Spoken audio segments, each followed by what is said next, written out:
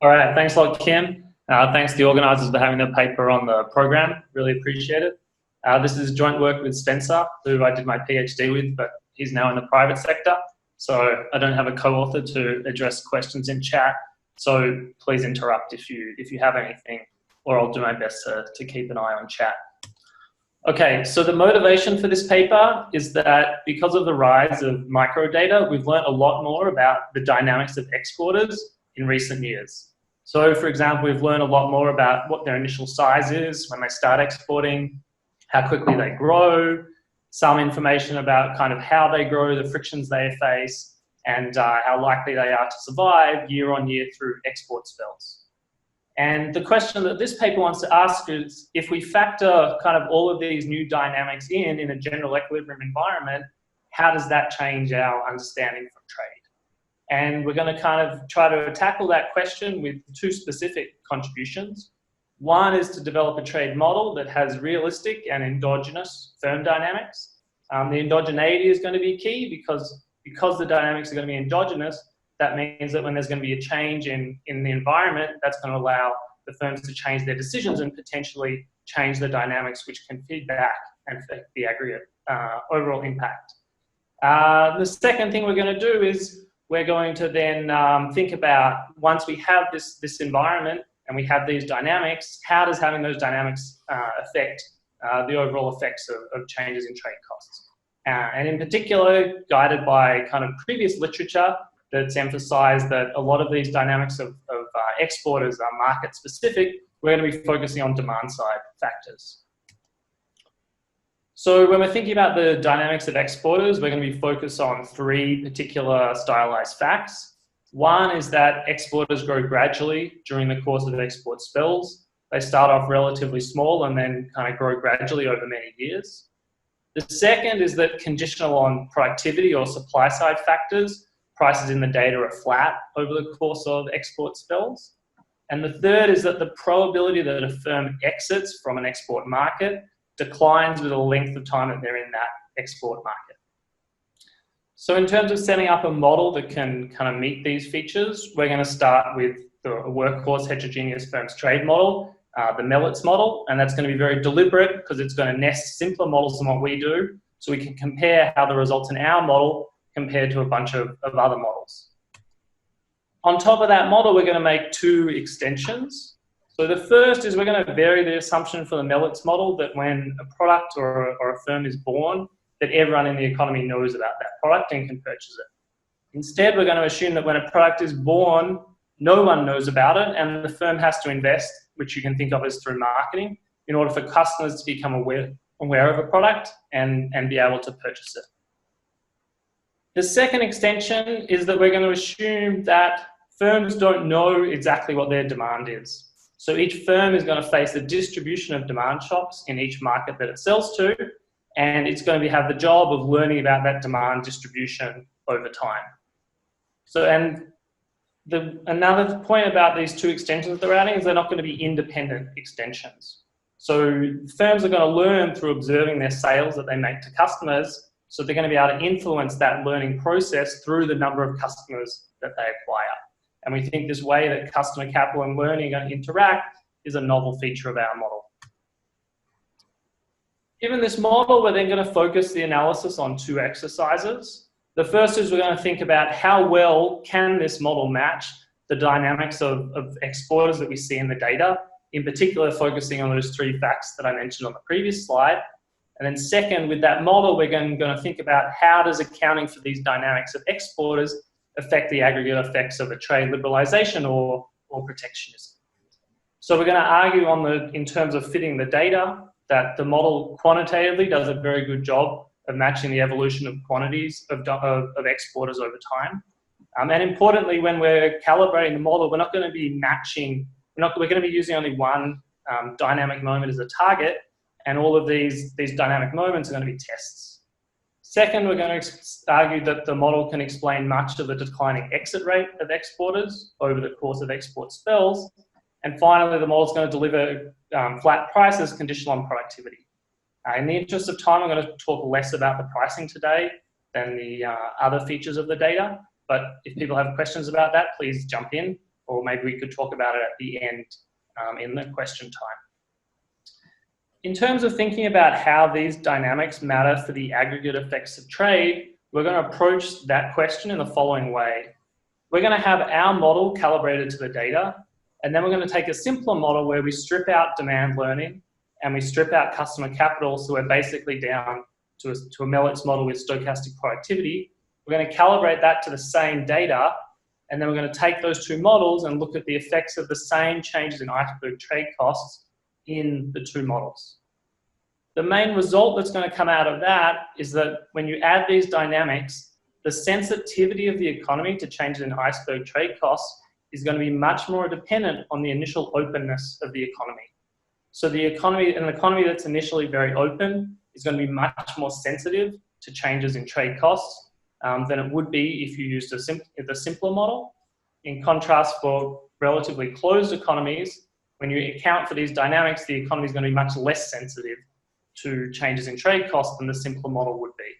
But to summarize, you get these much more convex kind of effects of changes in trade costs on aggregate GDP.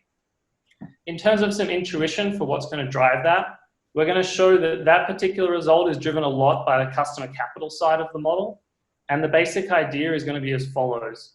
As you reduce trade costs, that's going to increase the expected duration of an export spell. And that's going to increase that expected duration in a convex way. The lower the iceberg trade cost gets, the larger the effect of a decrease in that cost is on the expected duration of a spell. Now, in this model, a customer is going to be a long-lived asset for a firm. So a key in its decision about how much to invest in customers is going to be how long it expects to be in a market, because that's how long that asset is going to pay off for. So in this model, you're going to have, for lower iceberg trade costs, bigger increases in expected duration of export spells, and therefore bigger increases in investment in customers. In terms of the literature, there's kind of four areas that we are most closely related to. Nicholas, I had a quick question. On the previous slide, feel free to postpone if you're going to discuss this later. I was wondering, when you said that the sensitivity increases as we add these extra margins, is that a statement for fixed parameter values, or is it true also when you recalibrate? So the exercise there is we have our full model, and then we have a simpler model where our two extensions are stripped out, and they're calibrated to the same data. I see. So it's even after recalibrating. Okay. After recalibrating, and then we're going to change the iceberg trade cost by exactly the same amount in the two models. I see. Okay. Thanks. Okay. So in terms of the literature, there's been a bunch of other papers, including by a bunch of people in this conference, thinking about the role of customer capital and demand learning in trade. Our main contribution is we're going to put these forces into a general equilibrium environment. We're going to quantify the relative contributions of the two, and also think about how accounting for these margins changes the aggregate effects of changes in trade costs. There's separate literatures on the one hand looking at customer capital, some in the trade context, some in the closed economy context, and looking at learning. Relative to these two literatures, we're putting these two things together, and we're thinking about how they matter for aggregate effects of changes in trade costs. Finally, there's a related literature on firm dynamics and gains from trade in general equilibrium. Strictly speaking, I'm not going to be talking about gains from trade today. I'm just going to be talking about changes in GDP. We need to solve for the transition path of the economy between steady states to properly speak about welfare. But ultimately, the paper should speak to this literature as well. I had a question sort of related to Adrian's, which is maybe it might make sense to do an exercise where you sort of recalibrate the size of the change in trade costs so that it's different to generate maybe the same amount of increased trade or something like that. Sure. By the same philosophy that led you to have different parameters for the two. Yeah. So I think that's a valid exercise and one that would be interesting to do. Our thinking at the moment is that we're matching the same kind of moments of the data, and in the simple model, more of that's going to be accounted for by iceberg trade costs. In our model, some of it will be accounted by iceberg trade costs and some by other frictions. But then we're going to take iceberg trade costs and shift them by the same amount which we think of as kind of a similar change in the kind of total frictions to trade in the model. So I'll just make a suggestion. It might be nice to do this with tariffs, since we don't have the ability to kind of dig a Panama Canal for free.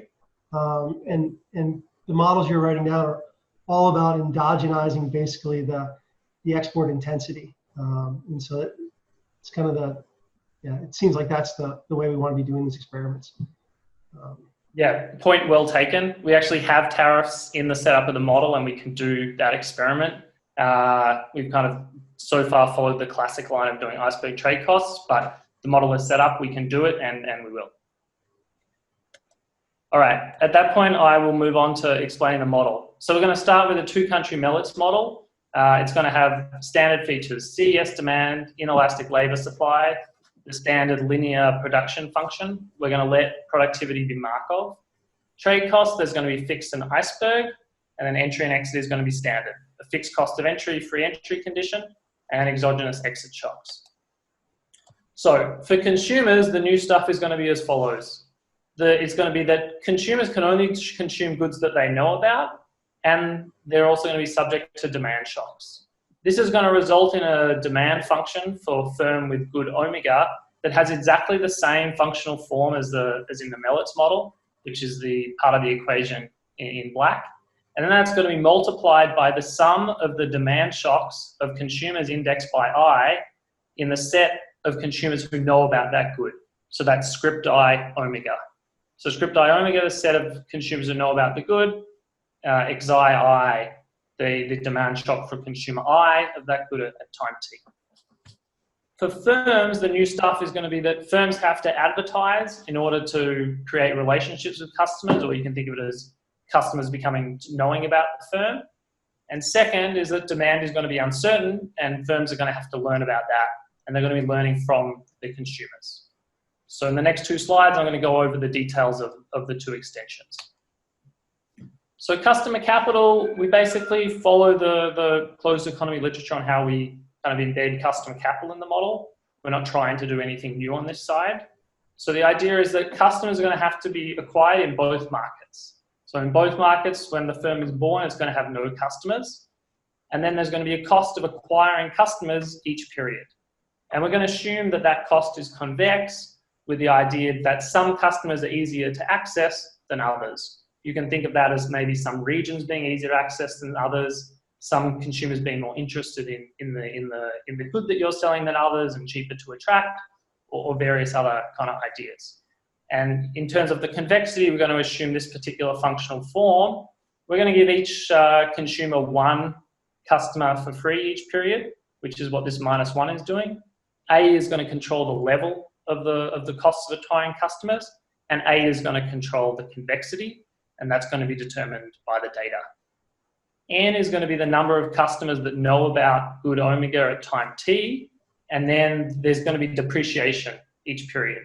So in particular, the number of customers that a firm takes into period t+1 is going to be how many they entered period t with, the number that they acquired through their investment in advertising in period t, and then each customer is going to depreciate at rate delta n each period. So a key thing from this is that the choice of investment in customer is going to be dynamic. And that's because the customer that you acquire today, with some probability, is also going to be a customer tomorrow and in the period after that. And the second is that there's also going to be an aspect of learning that arises from your investments in customers, which will become clear on the next slide. So for demand learning, before we go through the technical details, let me just give you the intuition for how the demand learning works. So imagine that you're an American firm and you're born and you're going to sell in the US and potentially in France. When you're born, you get a distribution of demand shocks for the US and a distribution of demand shocks for France. And you're going to have some prior that's rational for those two distributions. Then if you're selling in the US, each period, each customer that you sell to is going to get an IAD draw of a shock from the distribution you have for the US. And you're going to be able to back that out from inverting your demand function and update your beliefs about that demand distribution. You're going to be able to do the same if you're selling in France and observing your sales there. From a technical perspective, how we do this, is we make some particular functional form assumptions that help us solve more of the model in closed form. So in particular, we assume that these demand parameters that characterize the distributions in the two markets, which are lambda and lambda star, they're going to be drawn from a gamma distribution. And so your prior about those two parameters is going to be equal to that gamma distribution. Then each period when you're selling to firms, selling to customers, each customer is going to get a demand shock xi it, which is drawn from the exponential distribution characterized by the parameter lambda for the relevant market. And so the process of learning is going to be standard Bayesian learning. Firms are going to enter a period t with its beliefs characterized by two parameters alpha and beta. It's going to set its price, observe its quantity. From that, it's going to be able to back out the demand shocks that observed. It actually only needs to be able to back out the sum of the demand shocks, not the individual ones. And then it's going to update its beliefs and take those to the next period. While people may not be familiar with the gamma and exponential distribution, or at least as familiar as they are with normal learning, this type of learning has exactly the same kind of main characteristics. And that is that if a firm gets a higher demand shock in period t than it was expecting to get, then an expected value of demand is going to go up in the next period. And over time, beliefs are going to eventually converge to the truth. So the variance is going to go to 0. Okay, so that's the setup of the model. We have a Melitz model. We've added a customer capital component where firms are investing in advertising to accumulate customers over time. And then firms, when they sell to those customers, are going to learn about their demand distribution. So the next thing we want to do is we want to calibrate the model to the data in order to discipline its parameters. And we're going to do that in a way where we're going to try to primarily use cross-sectional moments of the data to pin down these parameters. So then we can use the dynamic moments of the data as a kind of additional moments to test the model against. So the model has 14 parameters. 8 of those are going to be calibrated externally, which I won't go into now. And then the internal calibration is going to be for the remaining 6 parameters. And of those, we're only going to use one moment related to exporter dynamics. And that's we're going to use the first year exit rate of exports. So that's going to be a target, but all the other dynamic moments are going to be free. The one other, in the interest of time, I won't comment much more on this, other than say that the one other parameter that I want to comment on is the level of convexity of the customer capital cost. So the convexity parameter is 1.05, so we get something that's relatively low. Okay, it's not that this cost increases really rapidly as you acquire more customers. And we're pinning that parameter down with the share of employment at firms in their first year. Because the higher that convexity is, the more costly it's going to be to build up in that first year. Okay, so in terms of dynamics, we first want to look at how the quantities of exporters evolve over time. And to do that, we're going to replicate an exercise from a paper by Duran Fitzgerald and some co-authors, where they look at the evolution of quantities of firms in export markets, conditional on the length of their spell, and controlling for a bunch of fixed effects, which controls for supply side factors. So we're going to replicate that regression in our model and then produce the same results. And so basically what you're getting here is you're getting plots of the evolution of the quantity of firms conditional on export spell length relative to in the first year. So let me go through in detail to kind of make this clear. So if we take the right-hand plot, this blue dot is the amount that's sold by firms who only export for 1 year, and that's normalized by 1. That's normalized to 1. If we take the gray line, that's firms that export for 2 years, and that's their quantities relative to firms that only exported for 1 year. So you can see they sell more in the first year, but then they don't really grow to the second year and then exit. The orange line is for firms that export for 3 years in a market and then exit. The yellow line for 4 years, and so on. By the time you get to the largest line, that's firms that export for at least 7 years, and you see that they start out being about 4 times as large as the firms that only export for 1 year, and then they grow to be about 15 times as large. So that's the data. What we get in the model is on the left-hand panel.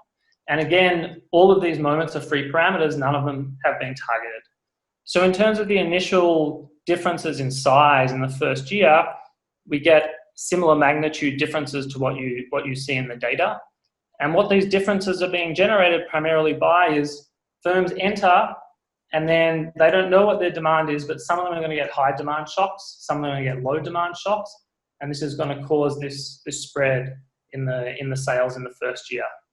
Then over time, if we think about the firms that end up exporting for 7 years, for example, they're going to learn that they have high demand and then invest more in their customers over time, and that's going to grow this growth path.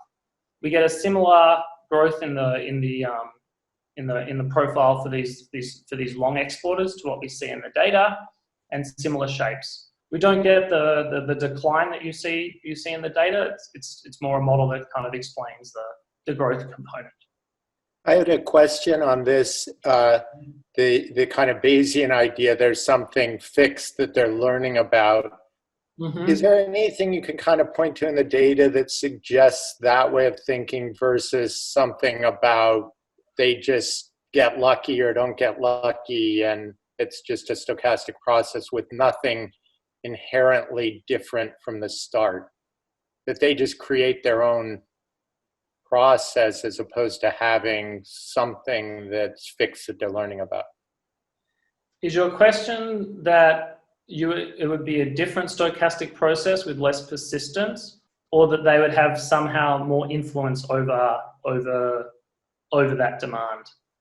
No, it's more just a modeling question because you've gone for the Bayesian one, and I know that there's kind of this. That it's kind of the difference between, I think, Jovanovic and Hopenhaien going way back, and paper by Pecos and others about trying to differentiate. And you've kind of chosen one, and I just wondered if there was a way to think about what is the benefit, what pushes one to want the Bayesian versus the pure just kind of Markov process for. That's a good question. I'd have to think about that more, and maybe we could just discuss it afterwards. Yeah. Okay, so the second thing we want to think about is to what extent is these dynamics being driven by the learning versus the customer capital? And to do that, we take the model and we assume that firms have perfect information about their demand. So we only have the customer capital friction. And then in the right-hand panel, we plot exactly the same paths for that model. And you see that you still do get some growth path for exporters over time, but the growth is much less than you have in the full model. So that tells you that there's some of it is being generated by customer capital, but the difference between these two pictures is being driven by the learning about demand. And so there's a few things going on in this picture, but the main idea that I want to communicate is that there's actually incentive to invest in customers for the learning purpose, because the more you invest in customers, the more the more information you acquire about your demand, and so that encourages firms to invest and grow over time, and that's driving much of the difference between these two figures. The second feature of the data that we're interested in is the survival rate. So this figure for this red line for the data tells us the probability that a firm who exports 1 year is still there the next year. So at 0 is the first year it exports. It has about a 63% chance of still being an exporter the next period, and this increases to about 93% in the fourth year. Okay, and so when we calibrated the model, this initial exit rate is a target of the model, but the rest of it is free moments. Okay, and so what we see in the data is that in the model also generates this increasing survival rate. And quantitatively, it generates about 2/3 of the increase that we see over those first 5 years. So there's two things kind of working at this. One is the role of customer capital, which is that as a firm is in an export market for longer, it acquires more customers. And if it has more customers, that increases its profit and increases the value of remaining in the market. The second is that there's some selection on demand going on. So those firms that have been in the market longer are the ones on average who have higher demand, and so therefore their value of staying in the market is higher and their exit rate is lower. in terms of distinguishing between how much of this is being driven by customer capital and how much is being driven by learning, I do the same thing as in the previous slide, where we do a version of the model where firms have perfect information about their demand. And then so all that is left is the customer capital friction. And when you see if you have perfect information, you get actually a very flat exit rate, okay? So that kind of learning channel and the selection on demand is not that strong quantitatively in terms of its effect on the exit rate. Really, a lot of it is coming because of the increasing value of being an exporter as you acquire more and more customers. Nicholas, good question. Yeah. So I don't remember if you allow firms to exit endogenously from the home market as well, but could you? No, the only exit from the home market is an exogenous shock. I see. Yeah. Because you could imagine if you also had a fixed operation cost, you could also check whether the calibrated model would do well for exit rates in general. We would love to do that. The reason for not is a computational kind of point, which is the straight space of the model is pretty rich. And as we've set it up, we can basically solve the domestic and foreign markets separately. Whereas if we had a fixed cost in the domestic market, we'd have to solve the whole thing together, and that would double the dimensions of the state space and kill us, basically. Yeah. Okay. So Nick, I have a quick question too. So the full model seems like lots of what happens within the first year. Is that a reflection of learning happening really fast, like it tends to happen in the normal Bayesian stuff, or is it, you think there's something else going on? Yeah, so if you compare the green lines and the blue lines, you get a bit of about a 4 percentage point increase if you just have the information, if you imperfect information. So you're getting a little bit of yeah. So I guess is there some way to summarize how much learning is happening at different points in time? Is it kind of I learn almost everything right away and then I'm learning just a little bit at the end, or? So in the paper we have these figures, kind of like the quantity figures in the previous graph, where we plot out the evolution of beliefs over time. And so it is the kind of the slope of those beliefs are very steep initially and smooth out, but it does take a long time for firms to kind of reach their steady state beliefs. So not that it all happens in year one and then learning is over. It does accumulate over time, but kind of your intuition here is right, is that the learning is generating a lot of this initial first year bump in terms of the exit rate. Okay.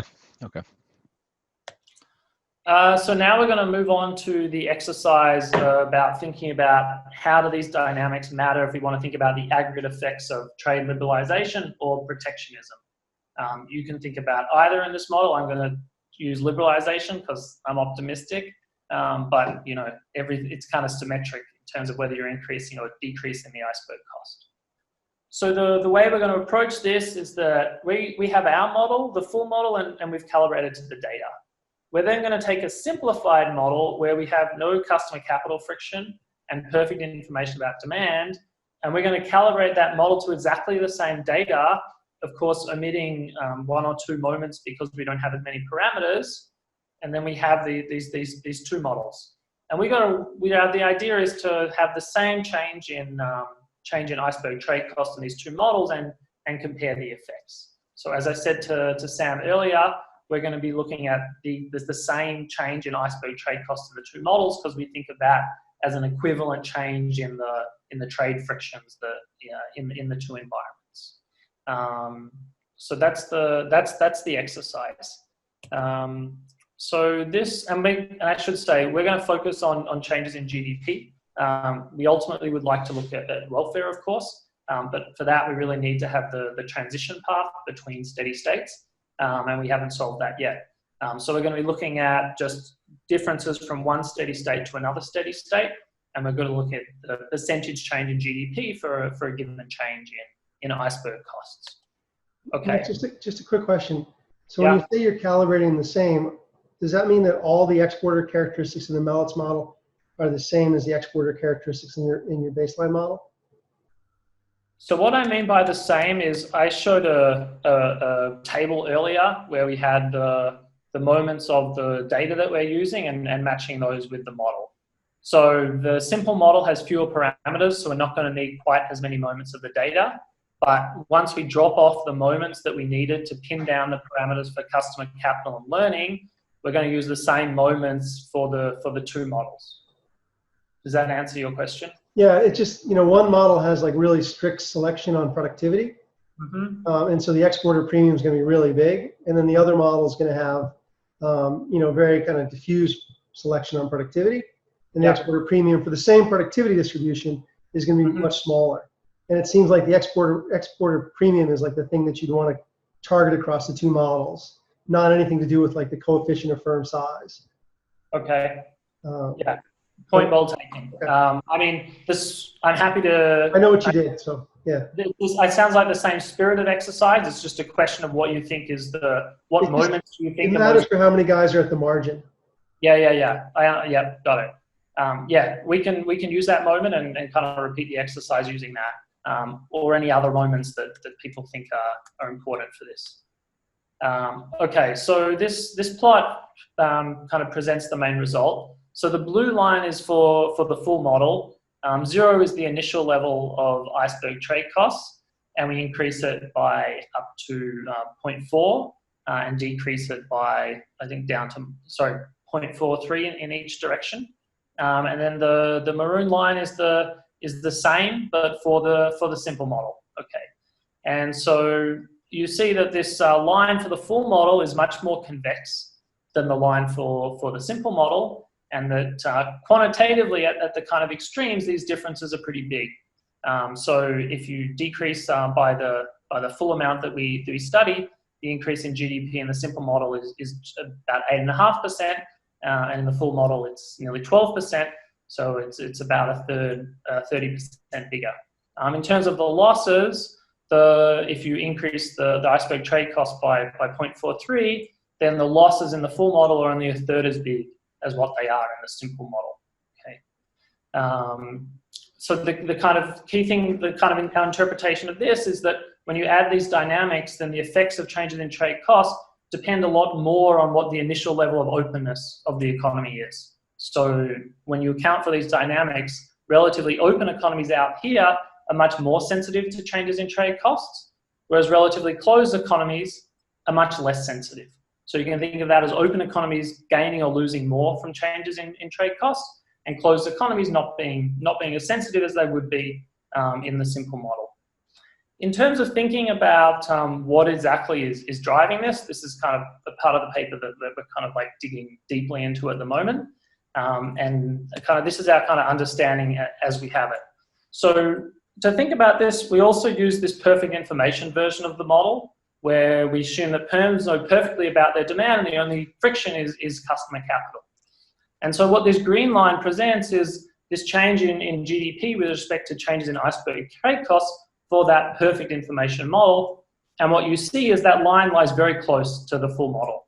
So that tells us that most of what's going on here is being driven by the customer capital friction, as opposed to the learning about demand friction. Sorry, and so Nick, our understanding of what's going yes? One question, this is Ricardo. So going back to the graph, and going back to Sam's point, so it could be the case that for the same tau, or for the same trade cost, the trade shares are different in each model, right? So the share of firms who are exporting and the export to home sales ratio conditional on exporting, those are two moments we match. So those two moments are the same in the two models. Okay. So I'm just trying to think about here, I mean, the change in the trade cost. Going back to Sam's point, like maybe there's a way to think about, because you're matching all the, I mean, you're basically matching all the other moments, but then in the end, which economy is more open? I mean, I have to think about this, but yeah, go ahead. Okay. So in terms of our thinking about why it's the customer side, the customer friction that's generating this convexity, the idea is that our understanding is that the investment in customers is what's causing this convexity. So, and there's two kind of model features that are key to this. So the first is that there's convexity in the expected export spell length as you change the iceberg trade costs. So think about it in the following way. If you lower the iceberg trade cost, then that decreases the exit rate. When you have a decrease in the export rate, that changes the expected export spell length. So for kind of illustration's sake, imagine that there's an exit rate for exporters that was fixed over time, which is R. Then the expected export spell length is 1 on R, which has a convex shape. The closer R gets to 0, the steeper the line of that expected export spell length. So as the trade cost gets lower and lower and the exit rate decreases, you get a larger change in the expected export spell length. Now in this model, customers are a long-lived asset. You invest in a customer and then it has some probability of depreciating each period, but in expectation, it's a long-lived asset. And so the longer you expect that asset to last, the higher the return is on investing in more of it. And then second, kind of that's important to that is in this setup, the kind of return to investing in each customer is linear. There's not decreasing returns as you add more customers, so that doesn't offset this effect of the increasing export spell length. Okay, I think I'm out of time, a few minutes over, so I'll just briefly conclude. So we've developed a GE trade model with endogenous firms dynamics, and they're driven by customer capital and demand learning.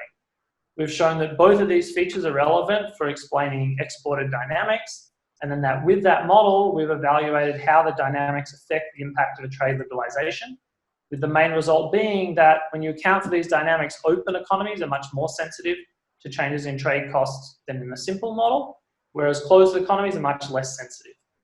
Things that we have in progress are working out the transition path, and so that then we can speak to welfare effects.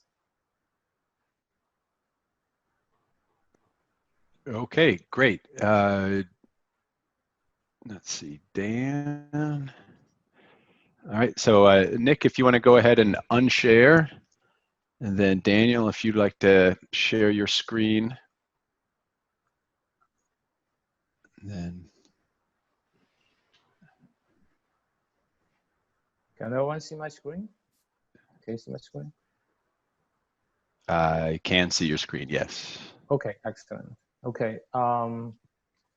Okay, I will thank the organizers for giving me this chance to discuss this very interesting paper. I think it's a very nice paper, as Nick said. You know, it actually combines two recent strands of literature of export and firm dynamics. You know, one is the customer capital accumulation, the other one is the learning.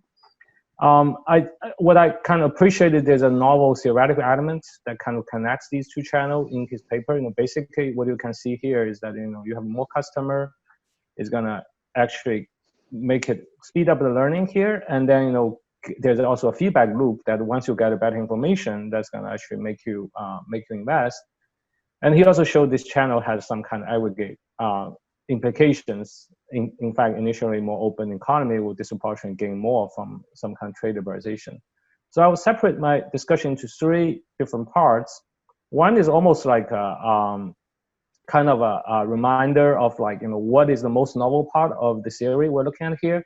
This is really the part that kind of combine learning with customer capital. Okay, so this is the part that where the firms will be drawing their idiosyncratic kind of fundamental demand, which is unknown to the firm themselves from like a gamma distribution. And then when the customers comes, you know, they all gonna draw their idiosyncratic one, but based on this fundamental, which is lambda omega, which, you know, but they're gonna do exponentially randomly distributed demand shocks for each other customer. The nice part is that it happen to be gamma is the conjugate prior for exponential, so, you know, you can characterize the posterior of this fundamental distribution of the how good the firm is using this closed form evolution rule, which based on what kind of the signal that firm's been getting, which is this Kasai bar here. So you know, just to summarize, you know, what's going to give you your posterior. Basically, you will be looking at a weighted average between what you start with. So this is your prior, believe how good you are, and the signal you'll be getting. right? So you'll be getting a weighted average of the news coming in. So it's very similar to, the standard kind of like the Bayesian normal learning model, but, but here it's a different structure, because I believe, this is a little bit more convenient for them to think about the aggregates that each individual firm has been getting. And then, of course, the more signal you get is also going to reduce the variance of these signal that you believe how good you are. It's going to reduce the posterior variance. So I think this is very nice. It basically connects now the customer capital. Fundamentally, what's new here is that customer not only becomes something that's going to shift your demand, but also become a device that you have here is that, once you accumulate customer, you get more precise belief about your about yourself. And then, you're going to also just improve your investment. So on the theory part, I have like two small quibbles, I would say. One is that I think given this intuition, I'm not so sure about, the existing customer, they're going to keep signaling and giving you a lot of new information. Here the model's role is going to be, whenever I have a customer, every period, the customer going to send me something new. And it's not clear, in reality, the new customer going to have anything new to say, once you see what they, how they consume. So in some sense, the learning's role is somewhat overstated already in the model. The second thing I hope the model can make it cleaner is that it's not too to me yet. I guess slides, it didn't very clear in the paper, but I think the slides actually make it cleaner, is that the payoff function is actually linear in demand. And also we have risk neutral firms in the model. So it'd be useful to clarify, whether this posterior variance plays any role at all, at the intensive margin. My understanding is like it's going to be mostly kicking at the extensive margin, because there's some kind of a curvature due to the fixed entry cost of exporting. The variance might play a role, but on the intensive margin customer accumulation decision, I'm not so sure whether it plays a very important role. So overall, but I think this is a really neat theory that connects the customer capital literature with the learning literature. Then let's thinking about what actually gonna take this to data and kind of make us to think about how do we identify this learning channel. And then things kind of get connected to what Sam was asking. I've been kind of asking what in the data exactly can we validate learning. Here I kind of summarize 3 strands of literatures. I don't know whether Dorian is in the audience, but I think that there's a very nice paper by Dorian actually summarized them pretty well too. So you have intangible capital investment, which this paper kind of rely quite a bit on, starting from Costas or like Jonathan Jim's work, and also you have customer market, which basically talking about you have some kind of learning by doing going on in the demand market that, if you sell more this period, you're going to generate more demand automatically next period.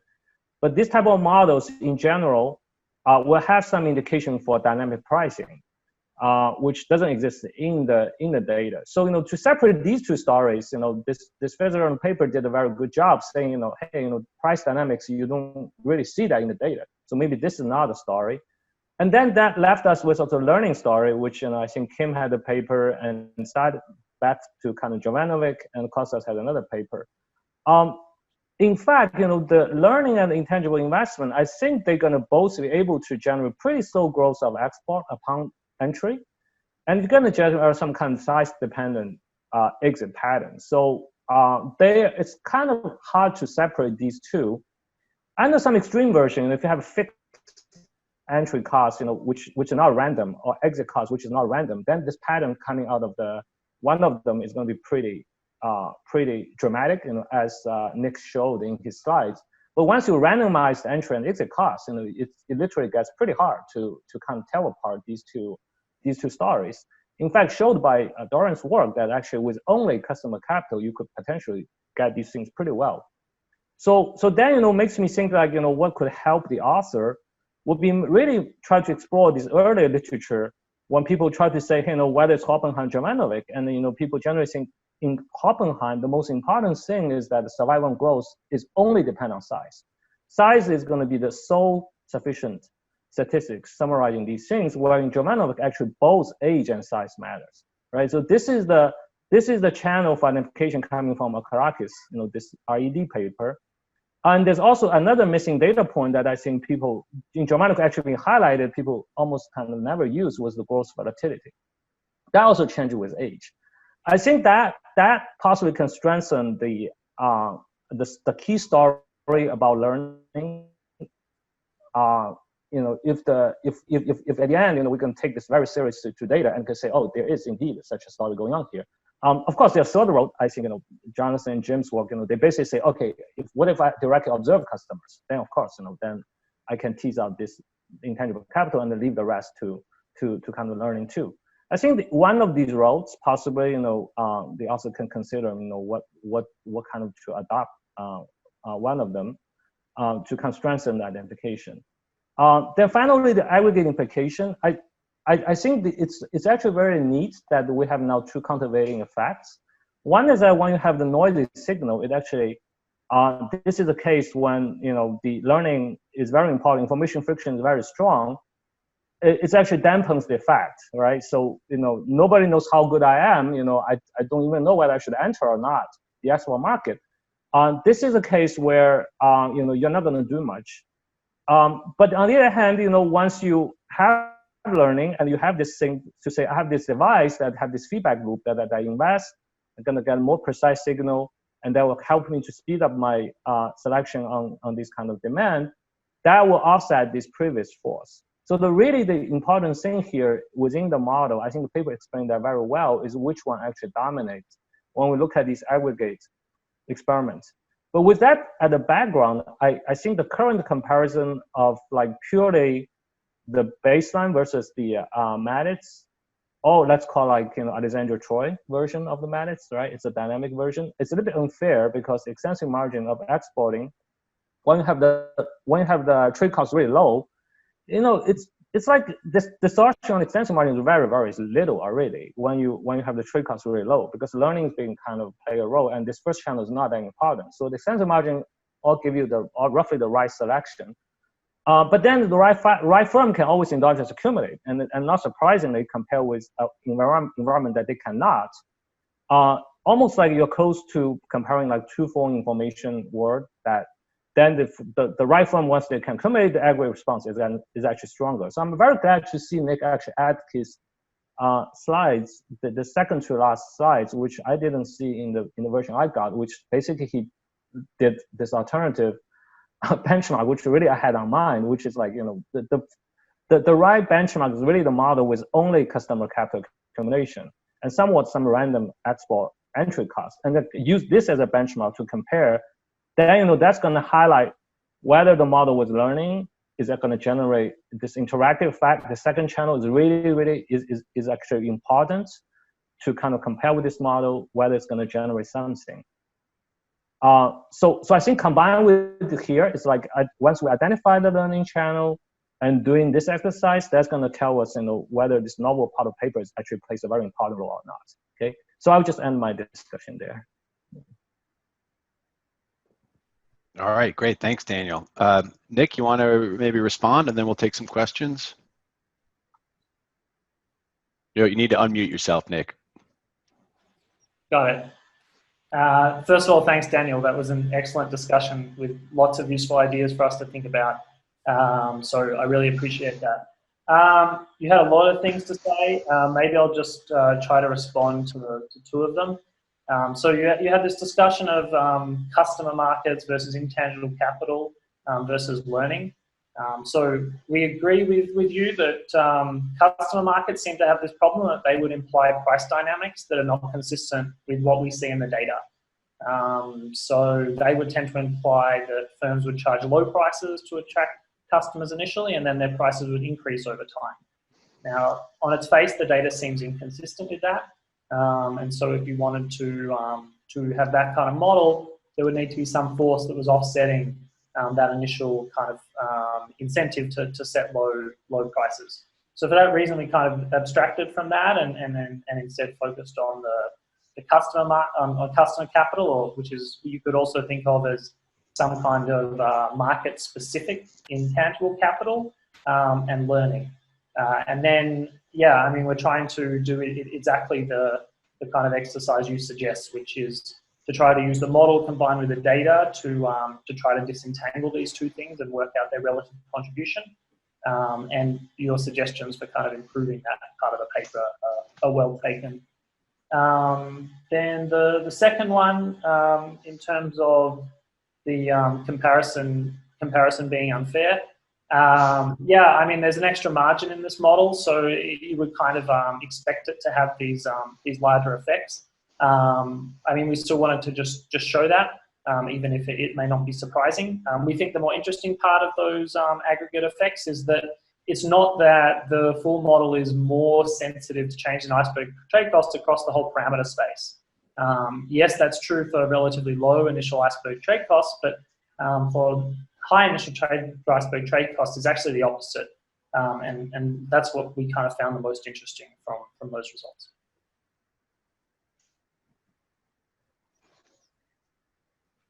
All right, great. So we'll open up the floor to questions.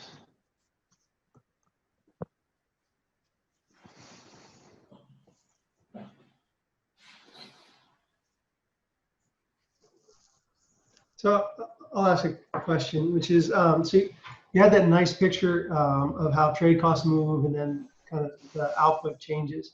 It would have been nice, or make a suggestion, to put that in like trade space.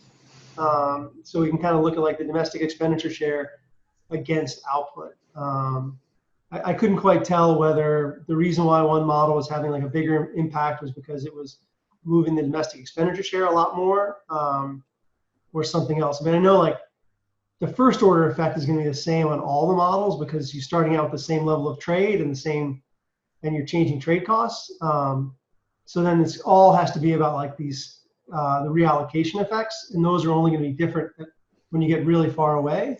So kind of putting it on that trade space would make it a little bit cleaner. Okay. So.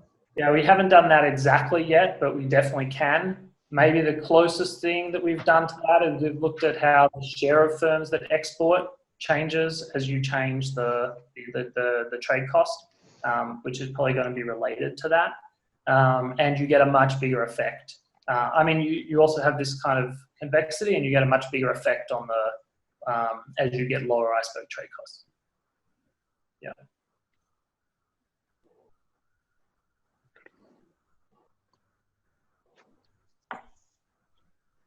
And do you have I didn't see this, but are there big differences in the mass of firms, how that's responding across the models? That's kind of like the whole ACR calculation is done in a world where the mass of firms is constant. I would think that, you know, in the model you wrote down, like you're backloading profits more, and so it's going to have a different impact on the entry decision. Do you see that?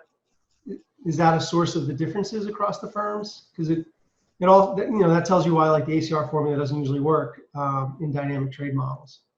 Yeah, we've done that. If I remember correctly, you do get a bigger effect on the mass of firms, but that's a relatively symmetric kind of thing.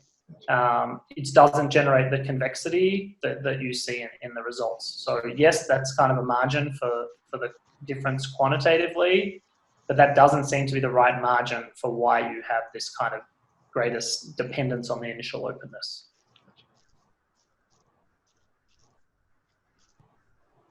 Cool.